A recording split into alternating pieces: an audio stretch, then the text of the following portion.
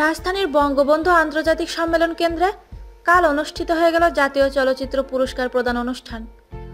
2015 সালের চলচ্চিত্রে সেরাদের হাতে পুরস্কার তুলে দিয়েছেন প্রধানমন্ত্রী শেখ হাসিনা। পুরস্কার প্রদানের আনুষ্ঠানিকতা শেষে প্রায় 1 ঘন্টার একটি সাংস্কৃতিক অনুষ্ঠান হয়। সেখানে নাচ নিয়ে আসেন নায়িকা অপু বিশ্বাস। তার নাচ প্রধানমন্ত্রী সহ উপস্থিত অতিথিরা উপভোগ করলেও দেখেননি তার স্বামী চিত্রনায়ক সাকিব খান।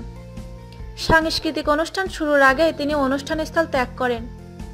অপু বলেন, হয়তো সাকিব ব্যস্ত ছিলেন তাই চলে গেছে, তবে আমার পারফরমেন্স দেখলে আমার ভালো লাগতো। অনুষ্ঠান শেষ না করে সাকিবের চলে যাওয়া নিয়ে বেশ গুঞ্জন উঠেছে। অনেকের দাবি, অপু বিশ্বাসের পরিবেশনা দেখতে হবে বলেই চলে গেছেন সাকিব খান। না হলে এবারের আসরের সেরা অভিনেতা হিসেবে যুগ্মভাবে পুরস্কৃত হয়েও চলচ্চিত্রে মানুষদের পরিবেশনা রেখে তাড়াহুড়ো করে চলে যাবেন কেন তিনি? এছাড়া যেখানে প্রধানমন্ত্রী তার বেশ কয়েকজন মন্ত্রী নিয়ে উপস্থিত থাকতে পারেন, সেখানে সাকিবের চলে যাওয়াটা দৃষ্টিকটু বলেই সমালোচিত হচ্ছে।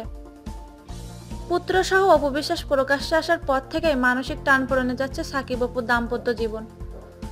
দুজনের মধ্যে গেল কয়েক মাসের চোখের দেখা হয়নি, তাই কাল একই অনুষ্ঠানে উপস্থিত থাকায় দুজনের দেখা হবার দৃশ্যটি দেখার অপেক্ষায় ছিলেন অনেক মানুষ।